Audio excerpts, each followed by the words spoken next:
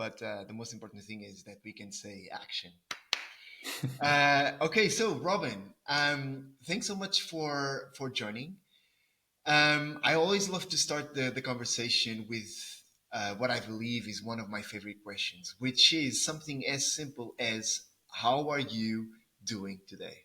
Yeah, doing great. Thanks a lot for inviting me, Francisco. And yeah, happy to be here. It's sunny today in Switzerland where I live, so I guess I cannot complain. But yeah, very happy to be here speaking about community engagement, sustainability, sport, all that stuff. So thanks a lot for having me.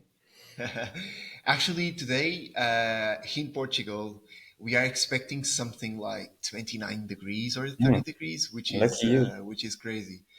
Um, so I would like to start this conversation with imagine that we if we weren't recording this and we were just chatting over a coffee, how would you explain what EcoSport is like and why why have you decided to start EcoSports? Yeah, I think why I decided to start it is easier to explain than what I'm actually doing. Every Okay. time someone asks me about that, it's kind of complicated to explain, especially for people that aren't in the sustainability or sport world. But yeah, in a nutshell, I'm helping people develop careers in sport and sustainability.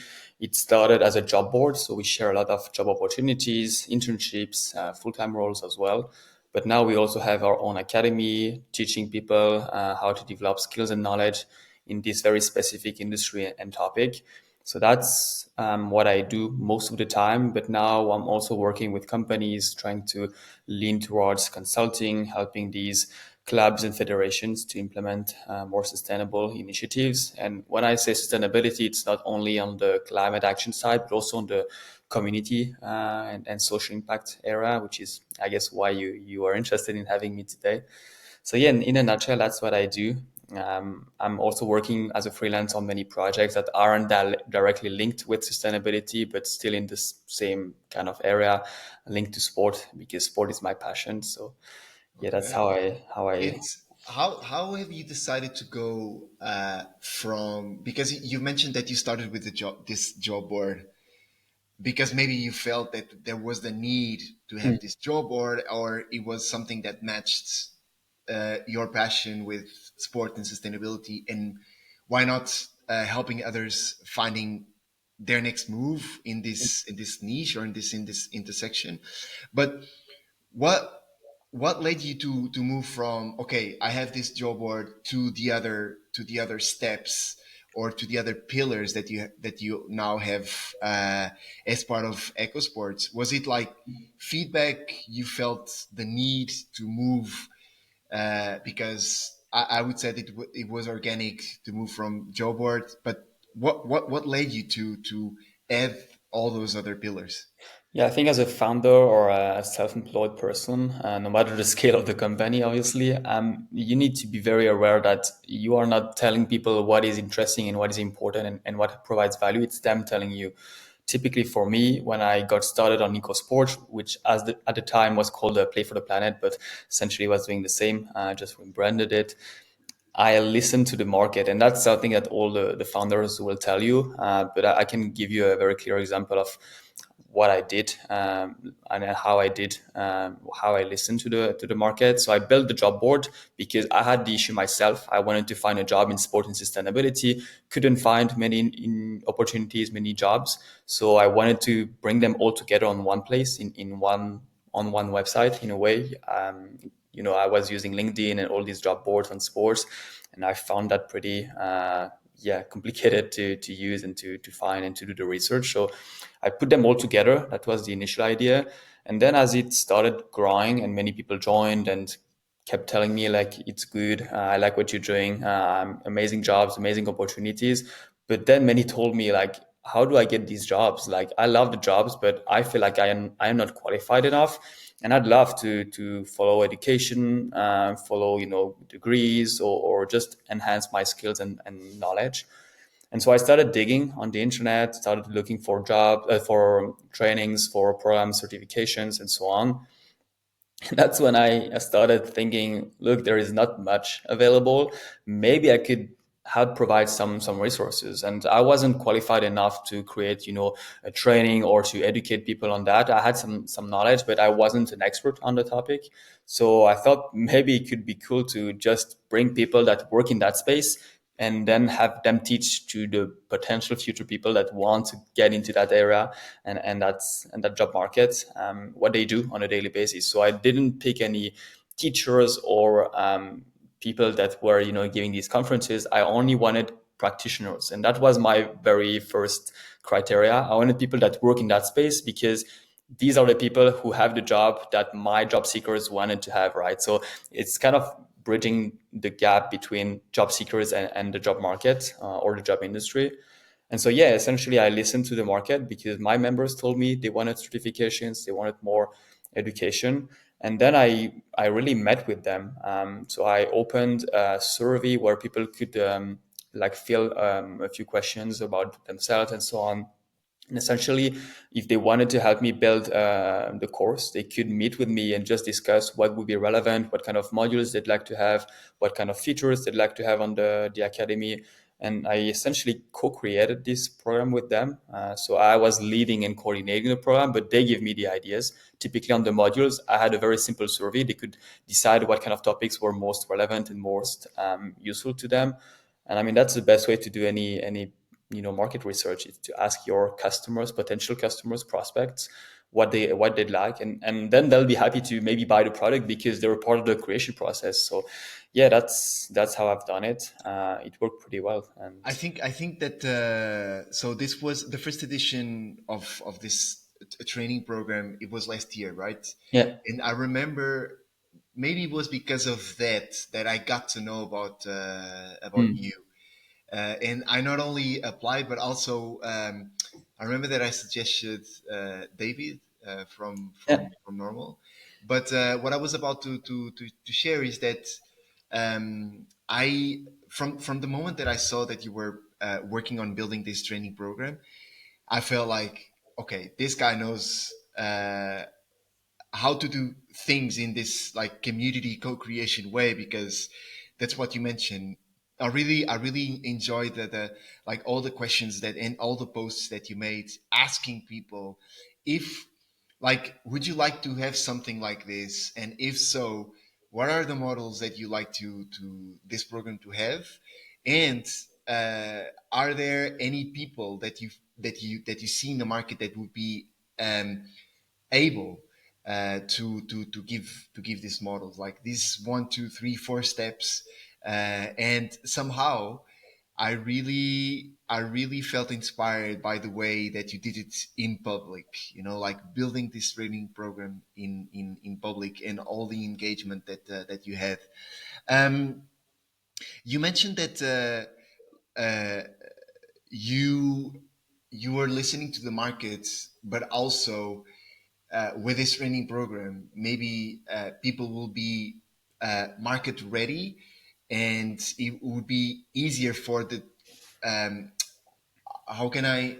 So the question is, in a nutshell, are there many job seekers that are looking for people that work in this intersection of sports and sustainability? Is there like many companies interested on these professionals? Yeah, they are. The sport world is starting to recognize that it has a responsibility and a task to perform with regards to sustainability and community engagement. There are probably more job seekers than opportunities available. That's because the sport industry is pretty competitive. Many people dream to have a job in that space, to work for these big brands, these big clubs, or federations. So there are definitely many opportunities, and I've seen the number of opportunities grow pretty fast since we launched the job board 3 years ago now. So it's been growing. There are many companies interested in hiring our members, our job seekers, but it's very competitive, which means that you need some things that make you stand out. If you just have a degree nowadays, it's difficult to find a job. Sadly, it's the reality of the market. It's not to say it's useless to have a degree. It's rather to say, look, you have to find a way to stand out, to be different from others, because typically there'll be hundreds of applicants for a job in that space. I saw a job. I think it was a few weeks ago, where like in 24 hours there are over 100 applicants on LinkedIn, because you can see until 100 applicants on LinkedIn. You don't know like precisely how many people apply, but whenever I reach out to an HR manager, they told me, yeah, we have like 300 applicants for this job, so we cannot review all the CVs and all that stuff. So we've also built EcoSports as a networking tool, and that's where the community goes in. So there are job seekers, but there are people that have a job already that might be working in sport clubs, sport federations, sport organizations. And I also want to create this community because it helps so much when you're looking for a job. Sorry, when you're looking for a job, to have a network. And we all have a network, right? But the bigger your network and the more tools you'll have when you're looking for a job, for a new opportunity. So we now have over 300 people, I believe, in the community, which is good, but I want to grow that even further because, again, you can have all the knowledge in the world, all the skills in the world. It's difficult to get a job, especially nowadays with social media, and it's pretty easy to send your CV in a cover letter using ChatGPT. So people apply to hundreds of jobs. Again, I've seen a job opening a few days ago at the UEFA, and I contacted the HR manager, and he told me, yeah, I already had like 200 people like writing to me on LinkedIn about the job and wanting to ask questions. So I guess there are probably 500 to 600 applicants for the job.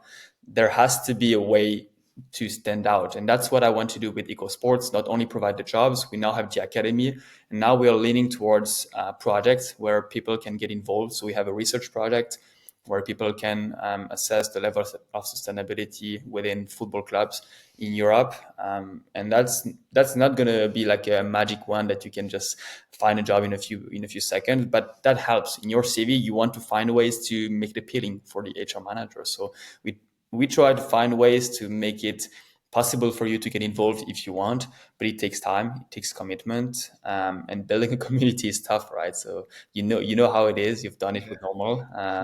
It's important for me to not only teach the people and educate them with an online course, and that's why I don't like the wording online course, because I want to create more than a course. If it's only a course, people don't buy information nowadays. They buy the transformation in their lives. They want to go from a job seeker to someone that is employed in a company. So if you sell them a course, it's a good start, but it's not enough to get them a job. So with EcoSports, we try to have many features available for them to change their lives. And again, I'm not selling the dream like, oh, you'll find a job in 2 weeks, but the idea is that it's to go from job seeker to having a job, right? So, and I guess you can relate to that. When you build a community, it's also the transformation in people's life. It's not only just, oh, you're part of this group and you can send messages if you want. It's changing their lives and changing their identity as well. Woo! Just listening to what you said, I have hope. Thank you so. No, what do you think of that? I'm curious to have your opinion on that, No, because no, no. I mean, there Like, are so many groups nowadays and so many communities, and all communities are good, but you need to find a way to make it part of their identity, part of their, lives in a way. in like I would say that like if you go back and start to listen again to your answer, we can just start to pick up in many things. Number one is actually a question that I would like to do in just in order to, based on your experience, how can people stand out? Like, Mm. because again, and it's funny because I'm now through the process of seeking a job, and my question is every time I'm applying to a new job is how can I stand out to because again, for example, just only thinking about community in sports or wellness brands, nowadays there are many so-called community managers that have experience on managing social media, and maybe because for most of the brands community social media, like it's easier for everyone to, there's a job application, thousands of applications, and maybe you don't have the right skills, but you still manage, and you are just doing that the task of selecting to the by the HR manager being harder than it should be. Mm. So number one, like, how can you stand out? There are many ways, but still, with all the noise coming from social media, all the noise coming from AI, it's becoming difficult. But still, for example, personally, my goal right now is what I call like I'm just trying to open doors, being myself, creating content, writing about community brands and this redefine the game. I'm just trying to create my own opportunities. I won't wait to just to see job applications on LinkedIn and to apply like being an automation. No, I'm just trying to add value. I'm just trying to do what I love the most, which is like doing these podcasts, writing, recording videos, talking with people, talking about community, talking about sports, and creating my own network. And um, with redefine the game, also creating a network of people just like you that are passionate about this. Um, so this is what I feel that it's a good way of standing out, which is creating my own opportunities. You are also creating your own opportunities. Your Mm. opportunities. That's why I said I have hope, because you are just being yourself, writing and creating and adding value. And one of the things, and to add another layer of this, like standing out, and that's funny because yesterday I was talking about this. You are at service, you know, like you are creating your own opportunities, being at service to others. And Mm. I love that. That's what a real community manager is: being Mm. at service to others, serving others, adding value to others, transforming lives. That's why I said again that I have hope. um, and number two, in what regards like building a community, yes, it's difficult, but there's also why I wrote yesterday this on LinkedIn, which is I'm a bit tired of like this specific term influencers, like especially Mm. influencers that are looking for fame. And somehow I believe that we need more people, and we can call them influencers, in order just to influence people. But what I mean by like influencing is more like you pick a complex topic, but and you make it easier to understand. Like Mm. it's more like this change makers, impactors, not only influencers, like people Yeah. that are here in a very authentic, raw, people that you can feel, that you can trust, and they are not here for the likes, the reach, the distribution. They are here because they are passionate about it. Mm. And again, I believe that you totally match. You totally match this. Um, what's what's in terms of sports and sustainability? What's been on your mind lately? What I mean by this, like, what's exciting in this world of sustainability and sports? What's exciting for you, but at the same time, what's frustrating? I think I'm going to start by what's frustrating at the moment. I had a webinar yesterday, so that's very fresh in my mind. And many people believe everything that sport does with regards to sustainability is greenwashing in a way. Just to summarize it, it's not exactly this argument, but kind of greenwashing, because sport doesn't care about sustainability. They don't care about the communities. They care about profits. And you can have the same argument for most companies in most industries, I guess. And that's not to say like it's completely false. Like it's not black or white, right? It's not greenwashing. It's not fully sustainable. There is always this gray area. You never know the company if it's leaning towards a very sustainable business model, or if it's just greenwashing to attract more customers.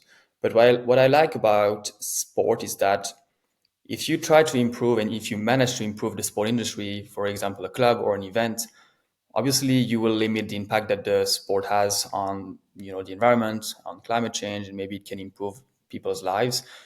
But what's even better is the impact that it can have on the larger communities, the fans, the broader scope, And sport can have an impact not only on the very close fans, the team fans and maybe the players and the staff, but really to the wider population. And we see, the numbers when there are big events, when there are the Olympics, when there are the World Cups. And there is this saying very famous about how sport can change the world, from Nelson Mandela, and it has been used a bit too much nowadays, but I think it is still very true. And when it comes to sustainability, sport has this very unique chance to impact people's lives and to change the mindset and change the narrative. That's a big thing with sustainability. it's a very hot topic, sustainability, very debated, especially now in the US with what's happening. So people either like it or like support it or hate it or are against it in a way. It's a very polarized topic, which is sad because I think most people would agree that we need to do something. But sport has this capacity to show that it's possible and bring a positive narrative to the topic. And that's where community engagement comes in. Like if you're able to communicate that in the right way, and that's where you should avoid greenwashing and being too optimistic about what you do. If you communicate in a very transparent way what you do and also the things that you are not doing and maybe the things that you want to do in the future, so the gaps or the areas where you could improve, there is a positive narrative that can be built around this topic, and that's not the case in many industries. If you look at, energy, construction, water, it's difficult to have I mean, you can share best practices and stuff that is happening in a positive way, but sport is bringing emotions, is bringing passion, and when you have fans that are coming to celebrate sport and their teams, and you're able to integrate sustainability and community engagement in a positive way, in a very subtle way. It's not to claim very loud, look, we are the most sustainable club, but just subtle ways. It can influence people without them knowing. And that's what I like about sport. It's changing behaviors because sustainability is a lot of changing behaviors. And people tend to believe it's a very technical thing. You need to be an expert. There are so many factors involved. It's kind of true, but you don't need to be an expert. Right? I'm not an expert myself, and I don't want to be one in a way. I want to popularize this term and to make it, as you said before, simpler. Not to make it complex, but to break it down to simpler, examples, solutions. No, no, for sure. Like, I totally agree with you. Like, the thing is that we don't need more like so-called experts. I think Mm, that just you, uh, like, the fact that you're just passionate about it, that you study about it, and that you research about it, is not that you are looking for this. And it's funny, even today I wrote about this, like you being like the green seal or you being like a Forbes 30 under 30, like who mm, cares, like you're just doing because you like it and you study and you research, and even though you don't have like this PhD, even well, you have a master's thesis, but even though you don't have on LinkedIn like Robin Parmelin, a PhD, or you are a doctor or you're an expert, you are passionate about it, and you are just trying again to be at service and doing your best. mm. But let me ask you, like, genuinely and honestly, do you think that sports, especially on this performance driven industries, do you think that sport is ready to take sustainability seriously? Well, that's Like, yeah, you can say like yes or no, yes but or no but, or maybe. yeah. Obviously, it's not a right or wrong answer. I think it is ready, and there are clubs and organizations leading the way that show you it's possible. But it's still very early. It's still the very beginning, and it's funny when I see an organization claiming that it has reduced its waste, for example, and it's starting to put recycling bins and so on in the stadium. Well, we are at the very beginning, right? And there are still stadiums that don't have these bins and still run on non ecological energy and stuff like that. So there are many things that are implemented in other industries that aren't ready in sport or aren't implemented in sport yet. So it's the very beginning, and that's where I see potential because there are so many events and so many organizations that haven't done much on it. So you don't need to reinvent the wheel. You don't need to bring new technologies and new innovations. They could help, but there are still a lot of things that we could be doing that we're not. So we don't need breakthrough in energy, aviation, and all that stuff to come to just start doing something. And you need to start small. That's the thing with sports. You don't want to claim too much because you need to start very small and to do very simple steps to begin and just to get the ball rolling, and to get started. That's what some companies don't understand. They feel like, oh, we don't have a concrete strategy. We don't have like a whole plan. We don't have everything figured out. You don't need to. Obviously, then you need to know how to communicate about it. So not to claim too much if you just start the journey. But yeah, I think sport is ready, but sport is still very, very new to that space. I don't know. You'll tell me because when you work at Normal, this was and it still is one of the brands that's leading the way in sportswear. Do you feel like it's been trend? I mean, it's been trendy for sure, but do you feel like it is a trend that is gonna disappear in a way, or that's gonna fade, or is it really a trend that the industry is taking, in your opinion? Uh, I hope that it's not a trend, Mm, or at least in the way we think about trends today. That's for sure. I hope that it's here to stay because, um, for example, when we think about normal, and normal is focused on trail running, and trail running is in nature and mountains. And that's why I like the slogan of inspiring people to enjoy, but also protect nature. mm. So again, this question of mindset.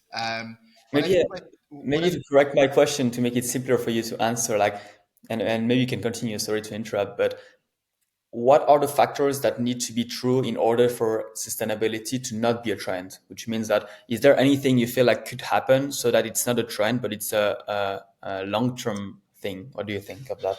like you can also tell me, but honestly, what I say is that it's the same with being a community company, a community driven company, or a customer centric company. Is that number one?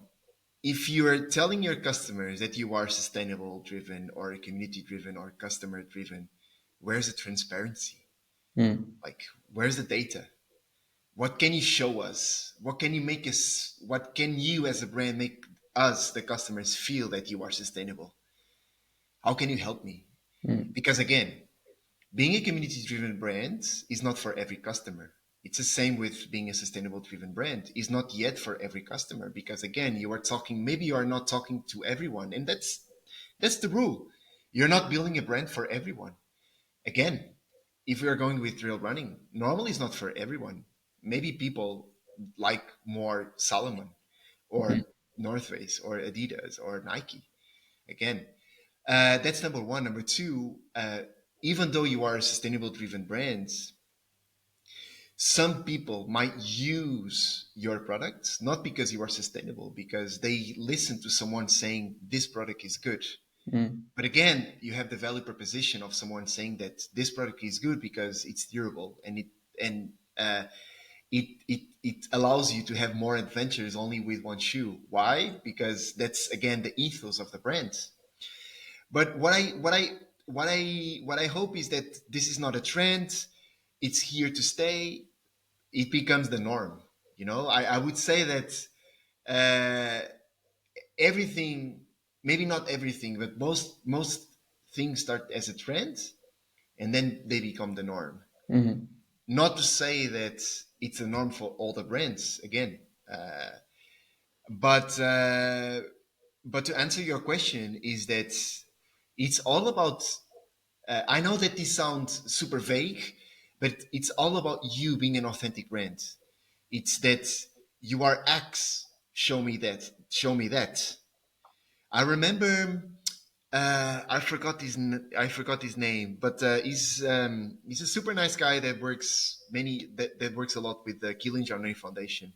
mm, And I remember last year in Chamonix during a presentation before the Into the Unknown documentary.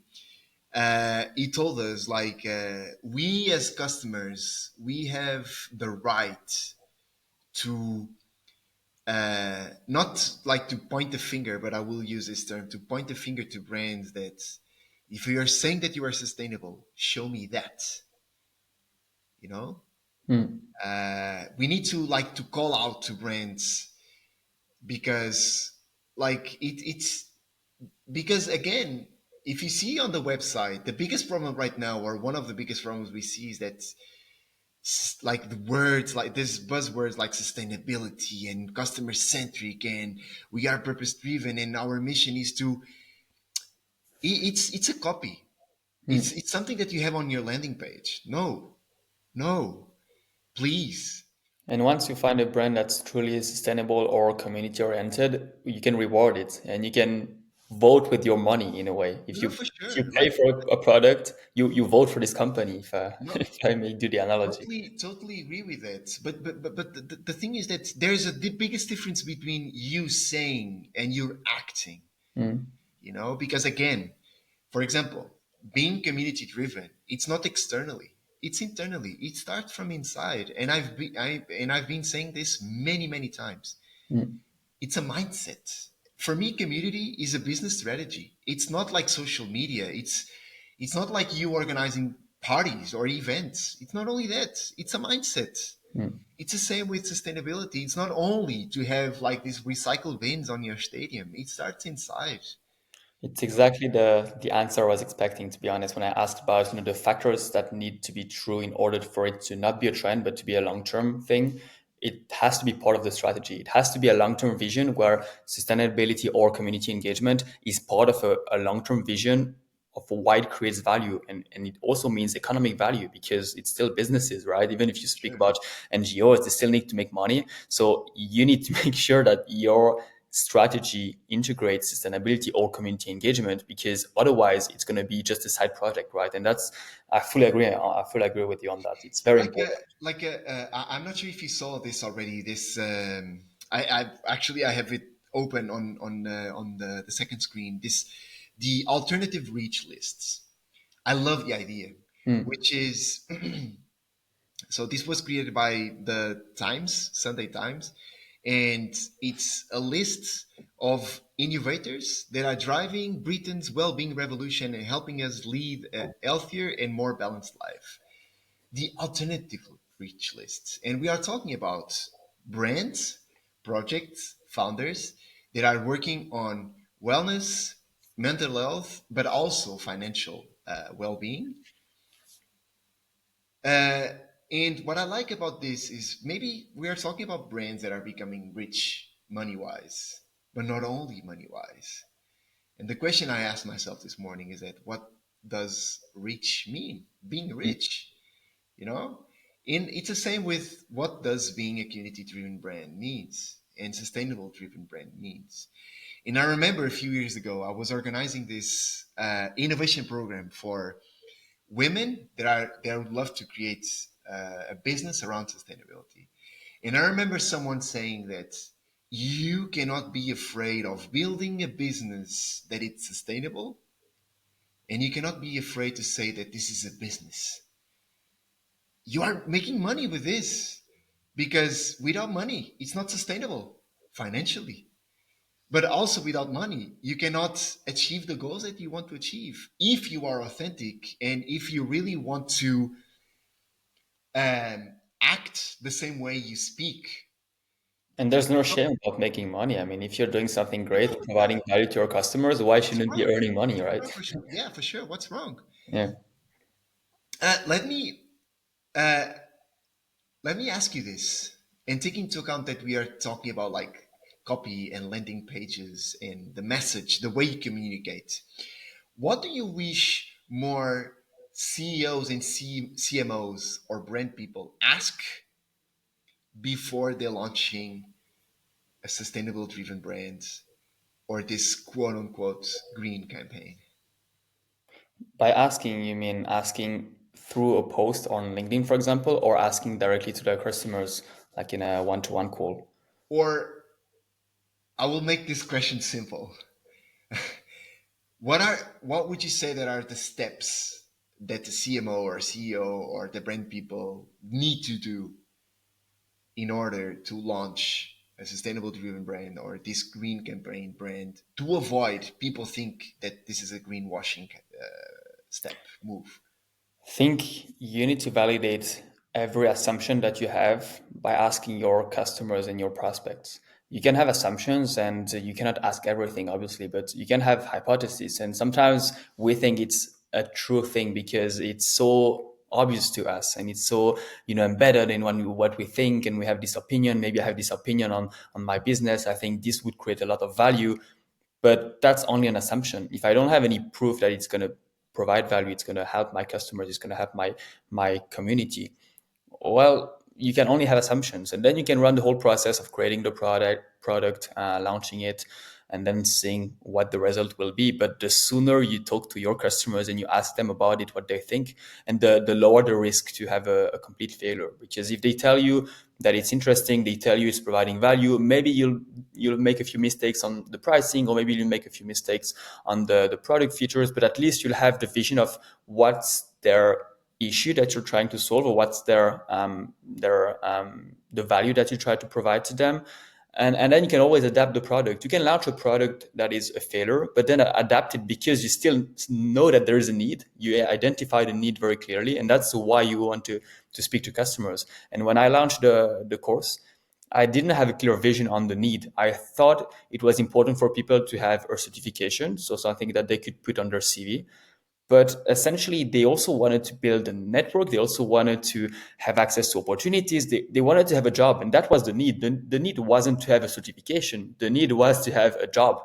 And so obviously you can say it's kind of linked, but no, because if you think the need is to have a certification, then why would you have a community? Why would you have opportunities? Because they care about the certification, right? And that's where I had a false assumption. And should I have not spoken to them, I would have only created the online course. Whereas because I spoke to them, I knew the certification was only one step. It was a feature. It was not the goal in itself. It was not the need in itself. So that's why I think you should speak to them as early as possible and validate all along the way the assumptions that you make. So typically, what kind of need are you trying to identify? That's the most important thing. But also, then you can ask about the features. Do you value this feature? Do you think this provides value? And do you think, and just open-ended questions like, what kind of features would you like to have? But the earlier you speak to them, the less mistakes you'll make, and the less big mistakes you'll make. You can correct the small mistakes that you make along the way. I made some updates on the academy later on, but I still had this vision of what I was trying to accomplish because I knew their need very obviously, very clearly.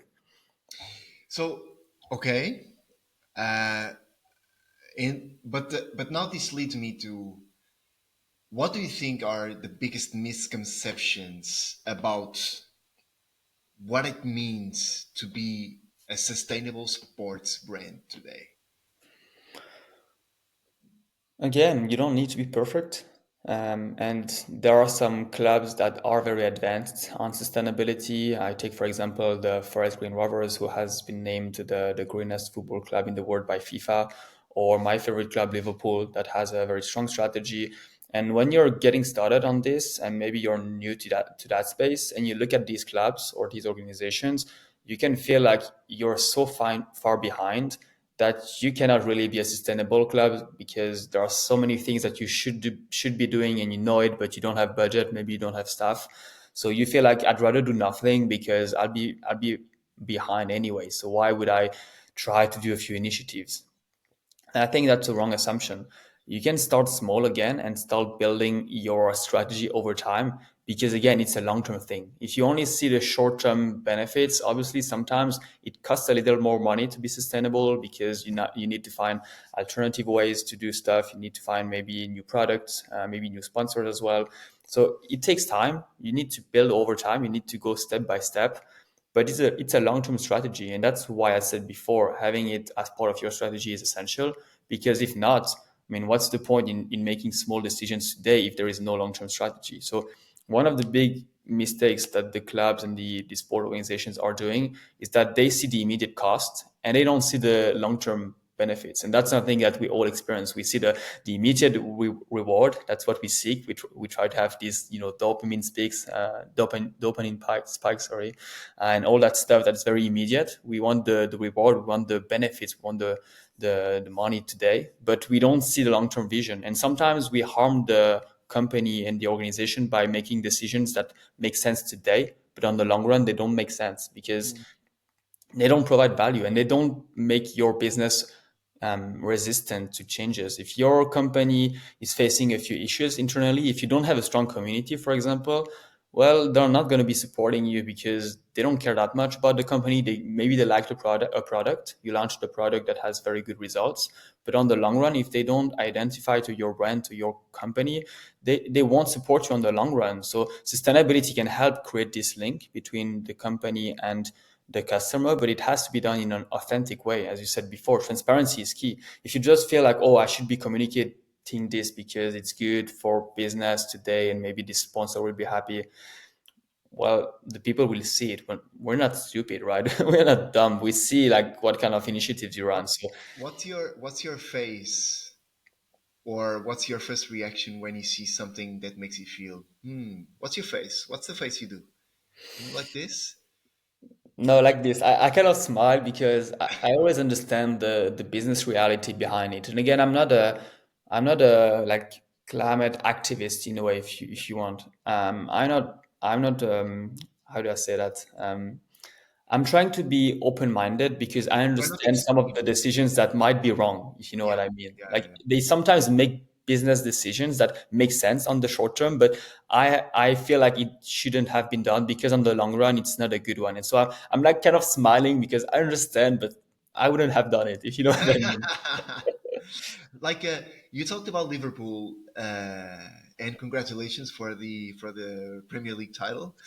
Uh, Let's and go. you also talked about the Forest Green Rovers. From your perspective, besides these two examples that you just shared, what other brands are, again, from your perspective, are actually doing the work? And if you know, can you be a little bit more practical on some of the actions that, again, the Liverpool or other clubs, or even from other sports? Mm. Um, I'll take examples outside of the football world because Liverpool is an interesting case since I think it's been 150 years almost that the club has been founded. So it's a traditional sport entity that has transitions in a very authentic and purpose-driven way. So they've been able to transition from a traditional brand to a purpose-driven brand in a way. So that's very difficult to do. So I'd say it's a best practice, but it's difficult to do. Now we also see some companies, and I'll take some league examples here that have embedded sustainability and community engagement at the core of their business model. The two I have in my mind are SailGP, so sailing competition, and Formula E. SailGP is a sailing competition that has embedded sustainability from day one. They've been founded probably in 2019, I think. And it's a very fast paced kind of race on sailing. So they've created a new competition around sailing. And sailing is a sport that is embedded in nature. I mean, you run on the sea, so you have this connection with nature. It's pretty obvious, and they've made many decisions, and you see that the whole business model is centered around sustainability. If sustainability is not part of SailGP doesn't exist in a nutshell. All or most of the partnerships are linked to kind of climate action or purpose driven brands. Locations are chosen with regards to distances, so to avoid long travels, obviously, but also to make it possible for the teams to not take the flights to go from place to place, to take the train if possible. They've also implemented what is called an impact league. So they've created a very innovative way to rank the teams, not only on performance, but also on impact. So they have this impact league where you're rewarded with points, basically, depending on the initiatives that you run with regards to climate action or community impact. So that's a first and a one of a kind initiative. Very, very cool to see because obviously the performance matter. You don't want a sport that doesn't have a ranking based on performance. And that's to come back also to your point. Can we combine high performance and community driven initiatives or maybe sustainability? Well, they've done it and they have embedded that in the company, and it's very interesting to see. And the other case study is Formula E, because Formula E is, so for those who don't know Formula E, it's the electric version of Formula One. I'm not watching the races, to be honest. I've watched it once, but I know their sustainability strategy pretty well because what they've done is obviously the cars are electric, so there is all this EV transition that's happening right now.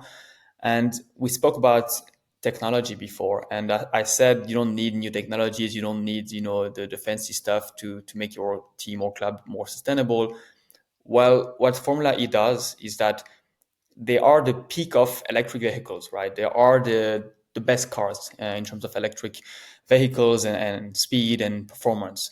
So obviously, if you take a Formula E, you have the highest level of development of technologies and so on. So when they do research and development on the car, they can then teach the other car manufacturers, so the Audis, the Mercedes, all these brands, how they've done it and what they could do to enhance the performance in their cars. So they are transitioning from a competition to a research lab in a way. So everything they implement on the cars, not everything, but most of the things are pretty open to anyone to see and to copy in a way.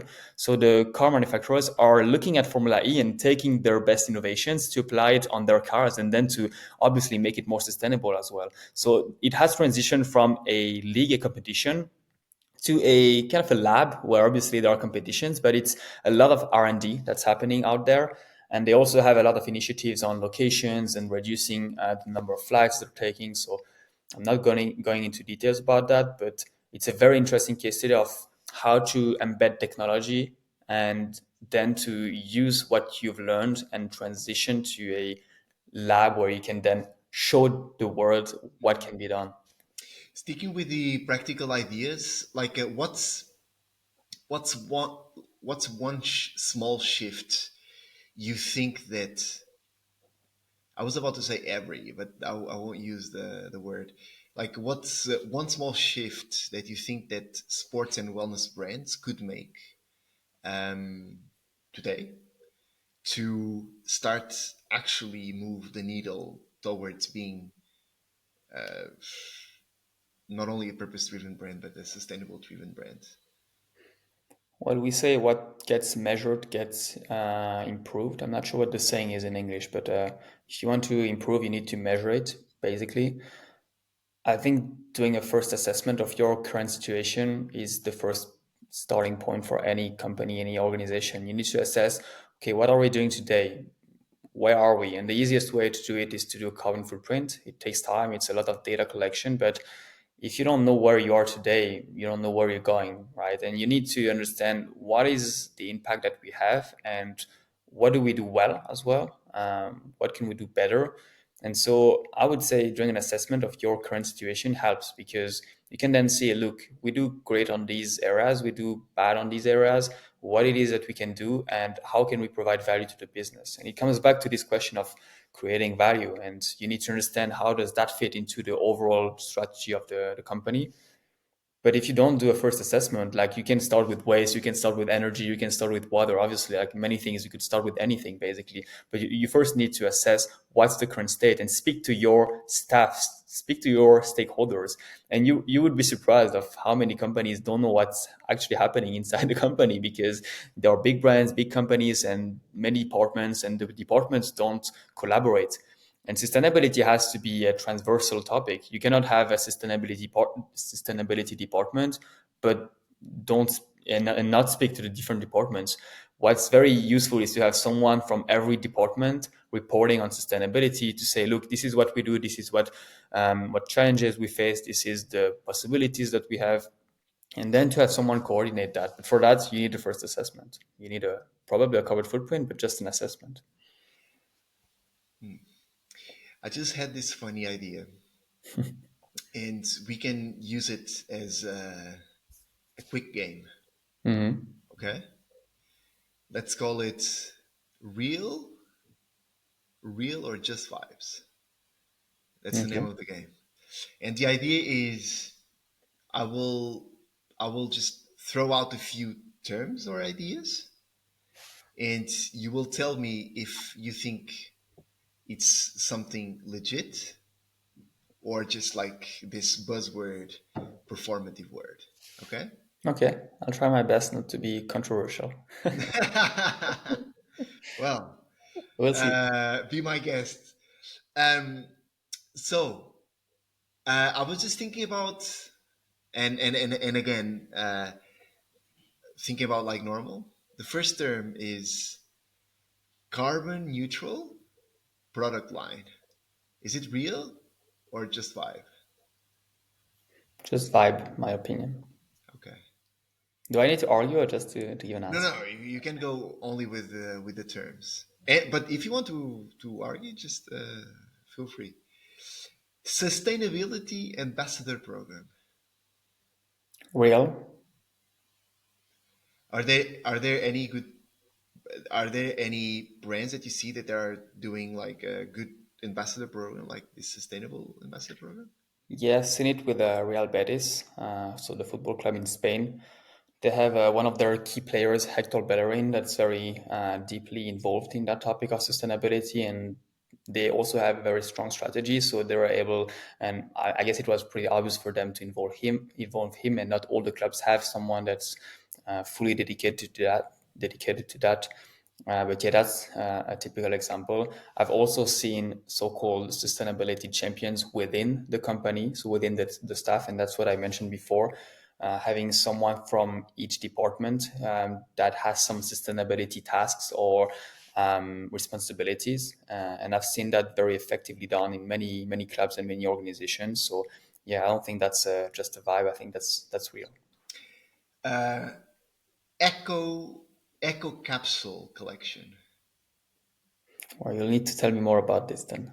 So imagine like what I mean by capsule is like this exclusive limited edition of eco products. Or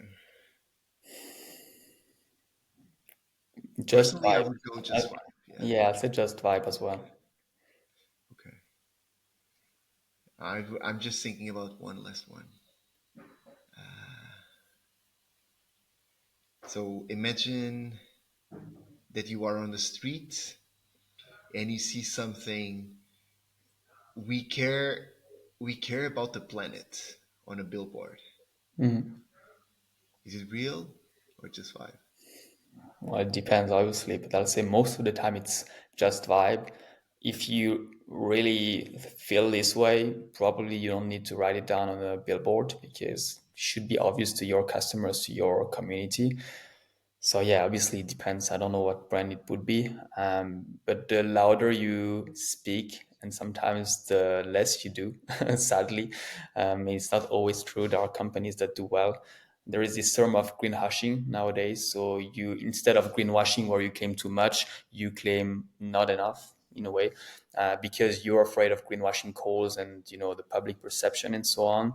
And that's I think I've seen many times with clubs because there is so much attention and media coverage around the sport world that some organizations don't want to speak about sustainability anymore, although they're doing some great work and great projects, but they are just afraid of the backlash and they feel like the potential backlash would be worse than the potential rewards of people seeing that you are sustainable in a way or doing some sustainability work. So that's a fact that happens, and it's sad to see because again it's about transparency. You shouldn't claim that you're the best and you're doing everything perfect, but if you do something great, say it, but say it in the right way, and that's becoming very challenging. So okay, that's what's the term? Green hushing. The ush. Okay. Yeah, Green ushing. it's a new term. Because yeah, I like the term. I like the term. I didn't know about it. Because again, what I feel is that some brands are afraid of. I remember, and we talked about the ambassador programs. I remember that when I was working for Normal, we did this like this mentoring session with David and Mm. Birte. So David as a sustainable and brand manager, and Birte as the product manager for Normal. And Killian was there, and he said something that it's like obviously we should talk it. We should be careful with what we say, because like for example, some brands they claim that they are going to be carbon neutral, and the question is it possible to be like zero impact, 0% impact in terms of Mm. carbon? Um, but I remember, I'm not sure if it was Killian or Dakota saying that when uh, like when you say that you are a sustainable driven brand, to be sustainable, it can be or mean many things. So you can be sustainable like overall, but then you can do some specific, you can attack or you can act on some specific topics Mm. that can also lead you to be a sustainable driven brand. So somehow you are reimagine how to to be sustainable means, and that's not bad. But I totally agree with you with that. You should not be afraid to talk about this. You cannot speak much, but too much or too many, right? That's why these generic terms like sustainable product or sustainable company or brand, whatever, I mean, you need to back it up with data and with facts, right? So I don't like these terms, and I think companies are going away from them because obviously, like, what does it mean? If you are a company and you're doing very little, but you say, look, this is what we've done, this is the data, this is the project we've run, well, there is nothing wrong with that as long as you don't claim anything on the company wide direction or purpose in a way. Yeah, yeah. About your journey, Robin, um, I would say that what you're doing is something between impact builder and content creator. Would you say that this role of being a content creator means or meets impact builder is weird, empowering, or exhausting? Bit of both, a bit of all of them. Okay. It's rather exhausting because whenever you speak about something, people will react, obviously positively and negatively. People will have an opinion on what you do because you speak about it, you create content, so they'll have an opinion. So sometimes it's going to be good, sometimes it's going to be bad. I guess you know about it. Friends, family, colleagues, just people on LinkedIn. So you need to be ready for that. And it's not for everyone, I guess. And sometimes it's tough to see people criticizing, although you had different intentions that they understood in your content. It happens. I guess you get better over time and you get over it. But it's exhausting because it takes a lot of time to create content, and sometimes people they just read a few lines and they just make a conclusion on you, and that's happening in many other areas of life, obviously. But it's exhausting because when you speak about community impact, people believe that because you speak about sustainability and community impact, you should be perfect sometimes. Yeah. Like, oh, you're speaking about that, but why do you do that on the side? Like, why did you take the car? Why didn't you do it this way? And obviously, I'm not claiming to be perfect. I'm far from that. And I guess no one is. So why should someone that speaks about community impact or sustainability be perfect? I mean, we're all trying to be better in a way. I'm trying. There are still things that I could be doing way better. I know it. And so there is this kind of pressure that comes with speaking about it. If I don't speak about sustainability and I am just trying to be more sustainable, like no one cares except maybe my family. But if I speak about it, then it becomes a completely different topic because, oh, but you said that. And then you said that like 3 years ago, right? So it Yeah. adds some level of pressure to my life. Yeah. But I yeah, still, it's not that bad. I'm not a public figure, so it's not that bad. I'm not a celebrity. But as soon as you get public, I mean, yeah, yeah. it's going to be Yeah. like that. Again, talking about Killian, I remember that 1 or 2 years ago. Well, let's not put the date on it. But about the traveling, when he decided to not go to a race because like the traveling was like he was trying to travel less. Mm. And even though people say like A, B, C, D, E, like opinions, like Jesus. So now, yeah, I understand. It's exhausting. There are some days there that it's exhausting. Before you go, my friend, imagine that if you could sit down with every founder or brand manager building something in sports today, what would you like to tell them? Think long term and try to see further than 3 days later.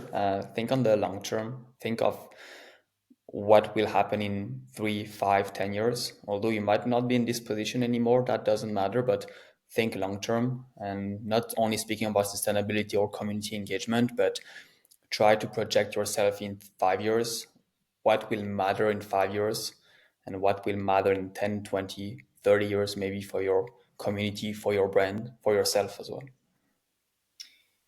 One last question, which is what what gives you hope right now in this world that that you are building? All the people that are doing amazing work, including yourself. I've met so many people along the way that are passionate about this topic, are doing amazing work, whether it's creating content, whether it's creating academies, whether it's within clubs or federations or any brands. I think there are so many people that are amazing and are dedicating their lives to creating a better world, if I may say, although it's a generic term. um, yeah, I think it's the people side, and that's where community again comes in. There is a community of purpose-driven founders, if I may say. There is a lot of bullshit out there, but there is also a lot of great people doing great work. So that is what gives me hope, and I hope there'll be more of them, and hopefully some of them will be coming from our academy. And there are already people that do great work within the academy, so that's what gives me hope. That's amazing. What do you think of it? Do you agree? No, I totally agree. Especially on there's lots of bullshit on Mm. the internet. I totally agree with that. That's actually something that I've been thinking about. Like when I left normal, I remember that I had three options, and one of the options was to try to move to a great brand or a big brand to work as like community manager or brand experience manager. But right now, Uh, honestly, I just want to find a place where I can just feel that that's my place. Yeah. Because the thing that led me to leave normal was that I stopped to believe that that was my place. Mm. And I don't care about the scale of the brand. I just care. I care mostly about their mission, their purpose, their values, what they are doing. Is it serious or is it bullshit? That's that's why I totally agree with what you say because in the end it's about people. You can have an amazing brand with an amazing mission, but if the people working for the brand, like if there's no match, like you know what's the future. That's why I also agree with the fact that you're saying that think long term. Yeah. Think long term because today you can be something. Yes, there are changes. Yes, there will be. You need to adapt yourself, but the purpose, like that's your north star. You know, like, and you can start to be to say that we are here for the community. But then, what are you going to do if the sales are not doing well? Mm. Are you forgetting about you? Like they once saying that you are going to be sustainable and community driven. You know, Yeah. so yeah, I totally agree with you. That's why again, I don't care about the name that the brand has in the market. That's why I love this mission of somehow. That's why the name of the project is redefining the game. It's like I would say that there is an old playbook way of building brands, and I feel there are this new way of building brands. That it's more like community driven, purpose driven, mission driven, but you act more than you say. And you don't need to do much, just like you said, but you need to do. You need to be honest. You need to be transparent. You need to be genuine. And again, for example, yesterday I talked about, I'm not sure if you know about this case of Hoop. No. So, and this is just one example. And again, I'm criticizing, but I'm not saying that I'm not pointing fingers. It's more like you should be careful with this. So they had this strategy of it's like this subscription model Mm. where you pay X amount of money and you have access to their app, and the app gives you all the metrics. Oh, is that the bracelet? Yeah, yeah. Oh, okay, understood. Uh, and the statement was you pay the subscription, and every time we update the bracelet, you get it for free because you are paying the subscription, you know. And without the bracelet, the app is useless. Mm. But now they launched this new bracelet 5.0. And in order for you to get the 5.0, even though you have the subscription, you need to pay extra money. And still, you don't have access to all the features. Why? Because they not only launched the 5.0, they also launch a new bracelet that gives you even more features. Mm. So where is the balance? You have been saying this for until now, but things changed. And I'm not saying that things cannot change. Okay, why you are doing this? Why you are changing your business model? Mm. Okay? And that's why I said in one of the previous answers, like you need to speak to your customers and community as often as possible, even once you've launched the project and the product. Because if they were speaking to their customers on a regular basis, they would be very afraid of their reaction, right? They would already know in advance, like, oh, they're not going to be liking this. Obviously, it's an obvious increase in price. So if they would be closer to their community, they would fear the backlash. And if you're not close to your community, you can be like, oh, we'll see the reaction. And if they don't like it, we'll change it. But if you know your community and you have a connection with them, as a human being, I would be afraid of speaking to my customers if I would be changing the direction of my brand is taking. And I knew it was going to affect their attachment to the brand. So, yeah, fully But agree.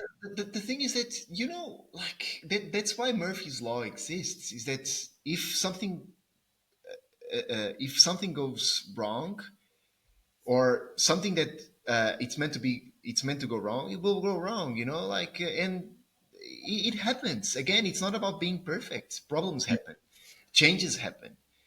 You need to update some stuff, but be transparent, be honest, don't be afraid. Don't green hush, or purpose hush, or mission hush. Mm, Like, show up, be honest, be genuine. People will understand. mm, And some won't, and that's okay, because you're not the brand for everyone. But at least if you are authentic, genuine, at least people will understand. Brands are ran by humans. mm, Humans do mistakes. And I think that if you run a brand being human, even though it's a brand, people will at least, haters gonna hate. That's why the music exists. But at the same time, people will understand, even if it's just a little bit. That's why I'm saying, I'm criticizing not the change on their policy. It's like why you were doing it. It's not mm. like, hey, here it is. If you want it, you need to pay. That's it. Yeah, fully agree with you on that. My friend, number one, thank you so much for your time. My pleasure.